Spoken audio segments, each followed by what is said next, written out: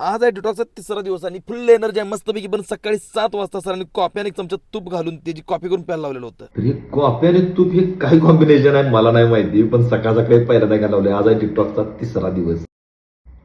चांगला आहे, सकाळ सकाळी 9:30 वाजता काल सारखा आगावपणा नको म्हणून ज्युसरचं भांडे घेतलं आणि त्यामध्ये काकडी गाजर पुदिना मीठ घालून गरगरीत असं ज्यूस काढला आणि पिऊन टाकला. कालच्या व्हिडिओत मी तुम्हाला सांगितलेलं उद्याच्या व्हिडिओत खतरनाक अशी एक रेसिपी आहे, तर ती आहे पाया सूपची. दुपारी बरोबर 12 वाजता मला पाया सूप प्यायला लावलेलं. कुकरमध्ये कांदा मिरी तेलात भाजून घेतलं, त्यावर चिमूटभर हळद घालून बकऱ्याच्या पायाचं तुकडं घालून पाणी घातलं, थोडंसं हलवून कुकरला 5-6 शिट्टे दिले आणि झालेलं सूप पिऊन टाकलं. बीटानं काही पाठ सोडलेलं नाही. दुपारी 4 वाजता बीट आलं आणि पुदिन्याचा ज्यूस सरांनी प्यायला लावलेला होता. संध्याकाळी 6 वाजता परत दालचिनीचा चहा प्यायला लागला. दुपारचं राहिलेलं पाया सूपचं काय करू म्हणून मी सरांना विचारलं, तर त्यांनी सांगितलं रात्री 9 वाजता पिऊन टाका. आयुष्यात पहिल्यांदा पाया सूप प्यायला लागलो, नाही तर मुंडीला आणि पायाला कधी हात लावलेला नव्हता, नुसता मटण खाल्लेलं. दुपारी टेस्ट सांगायचं विसरलेलं म्हणून आता ऐका. बेस्ट आहे. आपल्या पेजवर काहीतरी चांगले घेऊन आलोय, आरोग्याशी निगडीत आहे, आरोग्य आपलं सुधारणार आहे या गोष्टीमुळे. नाहीतर असतेच की आपलं या हॉटेलला गेलो त्या हॉटेलला गेलो.